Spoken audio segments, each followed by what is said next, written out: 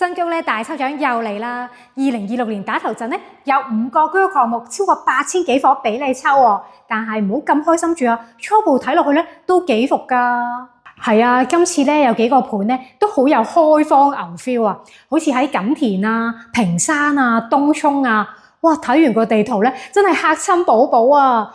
有啲人咧仲諗住升值賺錢啊！俾着我啊，如果自己住，諗起都有啲頭痛啊！當然咧都有啲筍盤嘅，好似啟德啊、將軍澳啊，評價咧都幾高嘅，但係價錢咧就必定係貴啲啦。咁到底抵唔抵咧？轉頭同你哋分析。今集內容咧非常之豐富，大家記得睇到未啊？喜歡我哋嘅影片，記得 like 同 share 俾身邊嘅朋友。最重要當然係訂閱我哋嘅 YouTube Channel 匯創360啦。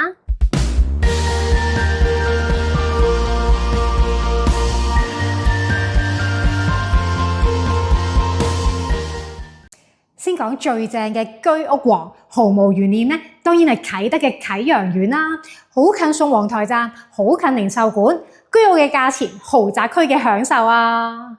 早幾年樓價下跌咗30%，啟德嘅二手居屋咧就好似平行時空咁，繼續以高價成交。2023年嘅3月，啟朗苑一個446尺嘅單位，以680萬沽出，尺價高見15247蚊，成為新一代嘅居屋王。2023年8月，另一單未補地價以590萬沽出，尺價創出15365蚊嘅歷來新高添啊！真係可以賺到幾錢呢？舉例，你以尺價9300蚊買入啊，之後以15300蚊沽出，即係每尺咧賺到6000蚊喎，400尺嘅單位就可以賺到240萬啊！以1成首期，大約37萬計算，哇，翻咗6.5倍，就當你賣14300蚊尺啦，每尺賺5000蚊。當你個單位咧得350尺啦，都可以賺到175萬喎。以1成首期大約37萬計算，哇，花成4.7倍㗎都。你話抽得到係咪等於中咗6合彩？講返啟陽苑啦，合共提供1840伙，單位面積由281尺至490尺。關鍵日期咧就係2028年嘅10月31日。哇，仲有成3年喎。市價7折嘅定價，平均尺價咧9300蚊，售價咧就由219萬到480萬啦。啟陽苑嘅位置同之前啟悦苑嘅位置都差唔多，位於宋皇臺站旁邊，大約行幾分鐘就到㗎啦。除咗近港鐵站咧，仲好近啟德零售館，基本上行過去對面咧就係衣食住行一應俱全。之前有淡 KOL 話啟德唔好，買親都蝕錢。早幾年咧全港都蝕㗎啦。但係今次樓市回升，佢率先強勢反彈喎。尤其係天璽天，去年買入嘅一手買家有幾十個成功賣出，全部100% 賺錢。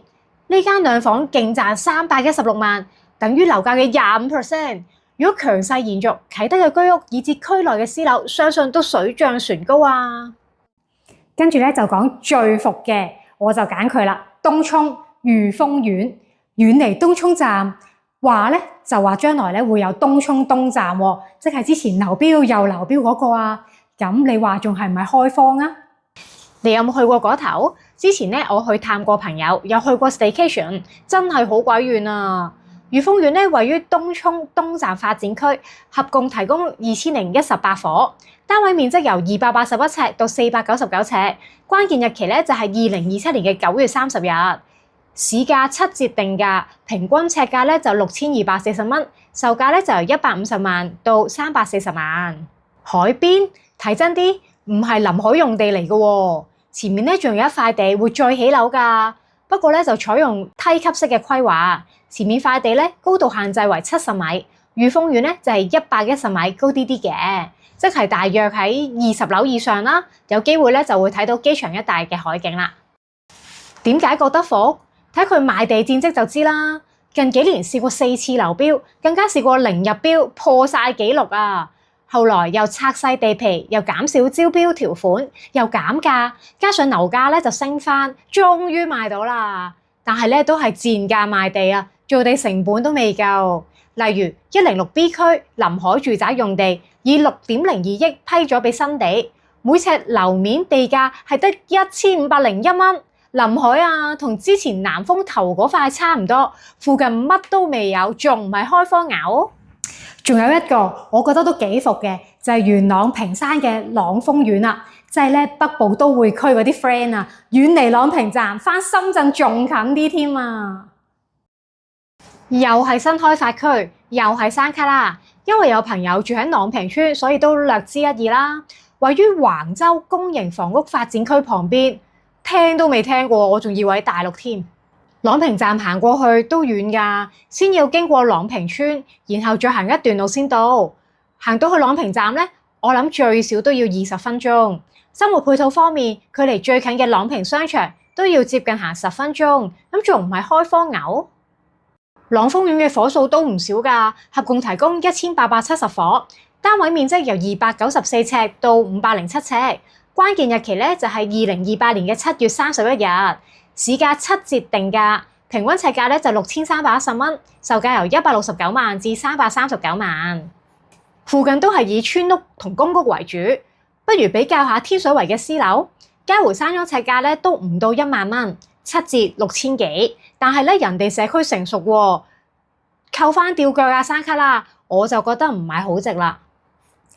跟住就係呢個啦，啲媒體咧都講得幾好嘅喎，但係我自己就覺得服服地啦，就係將軍澳嘅映輝苑，因為佢個地方咧都有啲吊腳㗎。媒體評價高，最主要咧係因為睇地圖、睇資料係好近坑口站。坑口站咧係一個成熟嘅社區，有大型嘅商場，例如東港城啊、厚德商場等等，所以咧就覺得位置好好，好方便。咁你就中伏啦。其實咧嗰度都好吊腳㗎。映輝苑咧位於將軍澳影業路，合共提供1628伙，單位面積由283尺到560尺，市價7折定價。平均尺價咧就7020蚊，售價由168萬至到423萬。關鍵日期咧就係2028年嘅12月31日。哇，留花期咪超過3年。話說咧，我有個朋友就係做影視界嘅，帶我去過對面嘅電影製片廠嗰度參觀。嗰度咧係一個山坡，平時由將軍澳去科大、去西貢，就係由坑口經影業路上去清水灣道。屋苑咧就位於山腰，行路上去都好金㗎，所以基本上咧都唔會咁樣行。搭車咩？嗱，途經嘅車又好少喎，得1-2部綠 van，所以真係這麼近那麼遠，其實都好吊腳㗎。仲有呢一個又係講得好好嘅，但係咧其實都幾開荒 feel 㗎喎，就係錦田嘅匯熙苑啦。媒體評價高，最主要係因為睇地圖、睇資料咧，都係好近呢個錦上路站嘅。係嘅，都算近嘅，但係你有冇去過錦上路先？地鐵站一出，一邊係柏龍，另一邊咧就係一個市集，經過市集就到㗎啦。但係唔好諗多啊，呢個市集咧淨係開星期六嘅同假期，買嘢咧都係要搭車出去嘅。屋苑位於錦上路站附近，提供960伙，單位面積由281尺至449尺，市價7折定價，平均尺價咧就7150蚊。售價由180萬至345萬，關鍵日期咧就係2027年嘅8月31日。有網友話都唔係啊，佢好近柏龍喎。係，個問題係咁，柏龍自己都冇乜配套啊嘛。港鐵站一出，右邊乜都未有，左手邊就係傳統舊區，以村屋為主。之前咧都去過實地考察，但係咧就乜都冇㗎喎。有個貨櫃搭建而成嘅小購物區盈匯坊，不過咧都有唔少鋪頭執咗咯。跟住再行出去錦上路、錦田公路，有啲食肆同超市。最出名嘅咧就係一個紅磚屋嘅打卡市集。你話咁仲唔係開荒牛？整體嚟講，今次嘅居屋確實係有啲失望。不過又咁講，抽獎啫，抽下先又無妨。不過咧，就真係揀樓嘅時候，記得要去睇現場，千祈咧就唔好就咁睇地圖、睇資料就做決定啊！因為居屋咧買咗就一定要自己住，冇得出租，冇得轉頭就賣㗎啦。最近咧銀行嘅股價都回升，利息又跌咗。如果你都有私樓或者居屋想做按揭，無論係新造也好，加按轉按都好，我哋咧可以介紹相熟嘅中介俾你。按揭專家可以幫你揾到最合適嘅銀行、最好嘅 terms， 最重要嘅係可以幫你順利過到關借到錢啊嘛！資訊欄下面有我哋嘅聯絡，快啲揾我哋啦！